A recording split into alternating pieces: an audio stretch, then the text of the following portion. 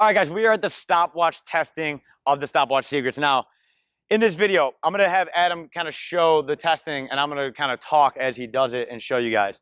Now, the number one thing is all you need is two people to do this. So if you're doing this with your kid, you could just be the one with the stopwatch. They do the drill.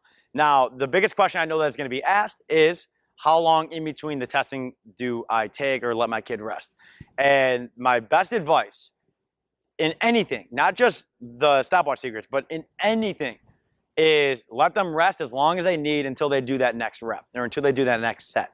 Oftentimes you see athletes that are like, they're dying, their hands are on their hips, they feel like they're gonna puke, or their hands are on their knees, feel like they're gonna puke, and then it's like, all right, next rep. It's like, okay, you're crushing that kid's nervous system, you're making them slower, you're making them less agile, they're not gonna be as explosive. So you wanna let them rebuild, almost like an energy bar in like Mortal Kombat, right? Like if you're throwing a bunch of punches, then you're gonna lower that energy bar and then your punches are gonna get weaker. Same thing goes for speed and agility. The more punches you throw, the weaker you're gonna get. And the more that you're moving around, the slower you're gonna get. And when you start training slow, you start becoming slow. So everything you do with your kid, they have to be fast. All right, everything with this testing, it's gotta be full go, let them rest. So for one of your kids, it might be a minute rest. For the other, it might be 30 seconds. And if you have a third kid, it might be 2 minutes. Whatever it takes for them to feel like, all right, I'm good to go, I'm good to compete. The mindset of this workout is, I'm gonna compete. The kid's gotta look at it as, I'm beating my old score, or I'm beating my brother, or my teammate, or my best friend, or whatever. They have to look at it as competition. So instilling the competition in the child is just as important, if not more important. And in the Stopwatch Secrets video, the like classroom style video where I just talk and shoot from the hip and talk to you, that I actually go a little bit deeper into the psychology, so I'm not going to touch on it too much, but really take this stuff serious. I promise you. That is how you're going to build a competitor, by getting them to show up to the training wanting to beat it, not showing up to the training because you're making them or because they're just going through the reps. They have to do it, okay? They have to be there to beat themselves or their brother or their sister or their friend. So remember that when you're going through this. Now, and I'll talk a little more on it as he goes in case he needs a rest. I'm not going to give him as much rest as your kid's going to get, only to make the video a little shorter for you. But so the first drill that we're going to do, we're just going to, so an imaginary line, actually I can make one right here. So he's just going to go on this line and he's going to go side to side on the line as fast as he can. Now, as soon as he comes over the line, I'm going to count 1 rep. And a lot of you may have seen us do this drill, whether it's on YouTube or in another product. And the reason I reuse this drill so much, and a lot of these drills, because they work. And I promise you they work. But the most important part that I really don't touch on much is the competitive spirit. Make them beat their score. Challenge them, right? Get one kid talking to the other kid like, oh, I'm going to beat you. Like, build that camaraderie within this testing and within the Stopwatch Secrets, and watch the attitude change. I'm talking on and off the field. They're going to be more agile, they're going to be faster, but their whole attitude will start to change and they'll have that little swagger, and they're going to feel more confident just by seeing themselves progressively get better, okay? If they can get better and they can see it, oh, I started at a 21, now I'm at a 23, now I'm at a 25, now I'm at a 27. If they can slowly see themselves getting better, they're going to get more committed and they're going to get more determined to beat everybody else, okay? All right, so you guys walk through it. You don't got to go full, unless you want to go full goal. You want to go full goal? I'll go full goal. All right, cool. So I got to beat my last score. yeah, what was your high? I think we were doing like 28 when we did last year. Yeah, I think I don't even play sports anymore. yeah. I think his high was like 28 or 29 when we trained. We went, that's a whole nother animal. We did 7 workouts. He went from never dunking in his life, and he threw down his first dunk when he was in college. He was interning with Twice Speed, and he threw down a dunk within 5 weeks or something like that. We have video footage of that. That's a whole nother animal, though. All right, so this one, we're going to get in. You're going to go out or over the line. So here will be the line. Boom. And you're going to, every time he gets over that line, I'm going to count 1. As soon as he makes a movement, I'm going to start the watch, okay? So I'll put it closer to my mic so you can actually hear when my watch starts.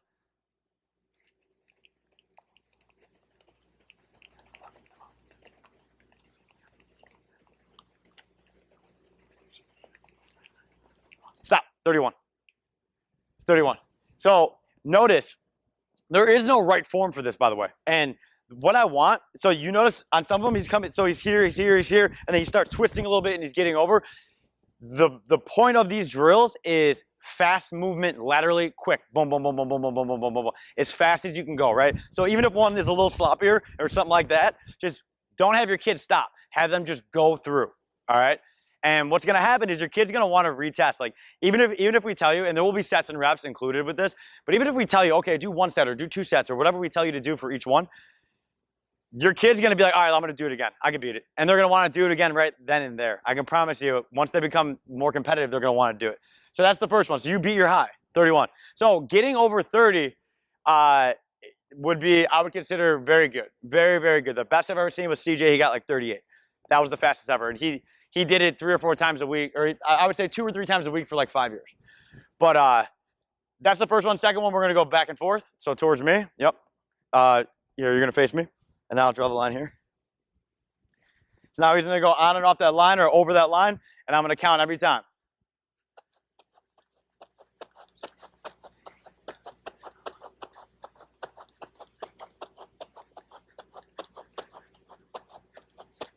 $26. Good. So we got 31, we got 26, and write these down. So this is where you could actually use your phone. You can pull out your notes or whatever in your phone. Write down, okay, testing 1 or week 1, 31 on quick feet alternate or quick feet lateral. 26, you just get 26 on quick feet back and forth, right? And then you're gonna go into the next one. Now I'm gonna let them rest. And sometimes I'll like as the trainer with the athlete, just so I can know like their wind, because as I get to know clients or when I was training camps or kids, I would actually get to know their wind, and I would see when I knew he was good, I would actually look at the watch. So then 2 weeks later, 3 weeks later, next workout, I kind of know where he stands, right? Because everyone's got different like oxygen capacity, and they have different VO2 maxes. So I actually just watch the athlete's mannerisms, and if your kid's like breathing heavy or moving around, you could even start to stopwatch them on the side and just look. It's like, okay, at 30 seconds, he looks like he looks good, right? And then ask them, are you good to go? And they might say yes or no. But usually they're going to be like, yeah, I'm good to go, but you want to make sure they're good to go before every single rep. Because if I were to have him go and I didn't just take this minute in between or however long this just took, he would get a slower time on that last one, and that's doing him a disservice. The difference between him getting a 27-28 and if I made him just go right into it 20 seconds later and he drops down to a 24-25, he is now a 24-25 fast twitch speed, right? His muscles are firing at a 24-25. He's not firing at that 27-28 that all he needed was an extra 30 seconds. Give up 30 seconds to get that speed. That is the one thing I want to beat into everyone's head. All the athletes, all the parents, you have to give time to the kid so they can go at full go. I promise it will make a big difference. All right, now quick feet alternate. Face me.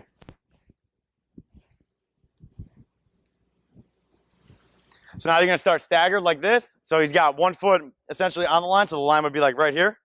He's got 1 foot on the line, 1 foot behind the line. When that right foot comes forward, he's going to alternate his feet, and when the right foot comes forward, that will count as the first rep.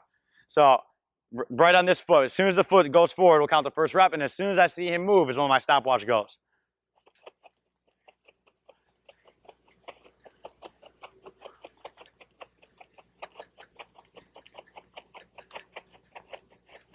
Stop, 27. What did I call?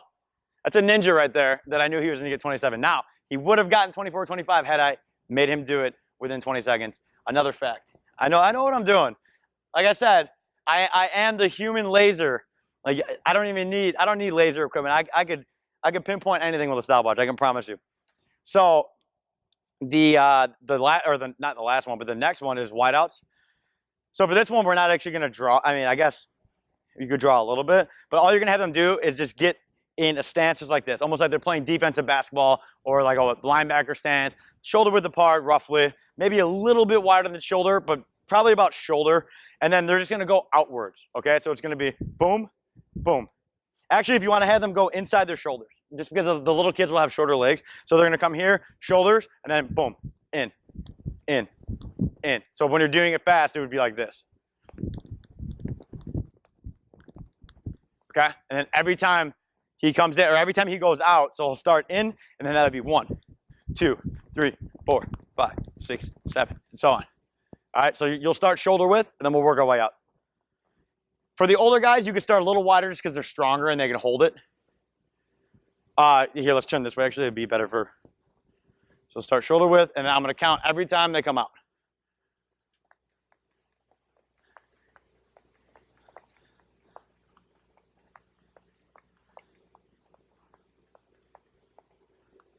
Stop, 26. Now notice there was a couple where he didn't even go in and out. just count that as the rep and just to stay true with it. Or if you want to count that as a false, you can count it as a false. So he got 26, maybe he messed up too, 24. The goal of this is to just give them a concrete score that they then can beat. So if you're going to do it one way from the beginning, just stick with the way that you choose. I'm losing my voice, I'm talking so much. So in my case, I would just count that as a rep personally. If the kid screws up, I count it as a rep because I know they would have gotten that rep and they just made a little mistake. But if they're like going like this and then they just start like doing that, that's not 3 reps. So it'd be like 1, 2, and then 3, and so on. Okay, just to make that clear. All right. So another thing that we're going to talk about, the 10, the 20, and the 40. So we're done with these drills right here. So those are the 4 that you're going to do: the alternate or the lateral back and forth, the front and backwards, the alternate, and then the wideouts. Now, after you're done with that, we're not going to even do it here just because we don't have line markers. I guess we could walk a little bit over here. Here, start on the line. So from here, we actually had the space, but it just won't look right on the camera. But essentially, all you're going to do is you're going to measure out. I'll grab this football and kind of measure it out. You'll measure out with a tape measure and just mark off 10 yards. So I'll just mark it off my feet. Boom. That would be the 10. And then you'd mark off 20. So maybe even that base right there, that might even be 20. But you would mark it off the 10 to 20 and the 40. Okay? So you have that all. Now, if you have multiple kids, or maybe if you're a man and your wife is with you, you could have your wife be on 1 on the 20 or whatever. However you want to make it work. If you do have multiple stopwatches, some of you actually do have multiple stopwatches from Twice Speed, so you guys could actually run the full thing and with just our stopwatches, and then you'd be good to go. But if you don't use your cell phone. Please don't use it. It's not going to be accurate. Only use the stopwatch and just have them run it multiple times. So you would start and you'd have them run the 10, boom, and then you get that time. You write it down in your notes. The only time you can use your phone is that time when you're writing down the scores. Now, then you move back to the 20. You give them rest. Give them 2 or 3 minutes. Let them recoup. Ask them if they're okay. Watch their body language. Okay? You're going to start to pick up on these mannerisms. By the 3rd week doing this, you're going to be able to just know how long it's going to take for them to be ready. You want them to be ready because you want them going full go. So then you go back to the 20. So now I'm over here. And now he'd run the 20. So the key with this, do you have a good shot of me, by the way? I don't want to like walk out of the screen good. All right, so the key to this is when I do stopwatches, and the best way to do stopwatches, and the closer you get in doing the stopwatch, the more precise you have to be, okay? The more precise you have to be from here as opposed to back there. And as you get further, it gets a little easier. You don't have to be precise. Because if you're off by a 10th here, it's a lot different than being off by a 10th there with your finger. Like if you're a 10th slow with your finger, it's going to be a bigger difference on the 10 than it would be on the 40, okay? So we'll go back to the 20. We're going to get him here. Now, as I get far, what I usually do is I stand here and I point my stopwatches, and if I have a string on it, I actually point the string like this. And that's why I call myself the human laser. And I never even saw anyone doing it, but I almost treat it like a sniper style, where it's like as soon as I see that person move, I want to be so precise that I'm going to be on the line that they're going through. I'm here, and he moves. As soon as it's on him, you let them run. You don't drop your hand. You let them go on them. As soon as you see them move, it's here. Bing, and then I just wait. And now I'm just watching. And now I'm staring at an imaginary line. And the first thing I see past that line, I'm going like this. And when I literally close one eye, and I stop. And a lot of times, like even in my YouTube videos, you'll see me. I'm like this, and then I go like that. And I drop my hand.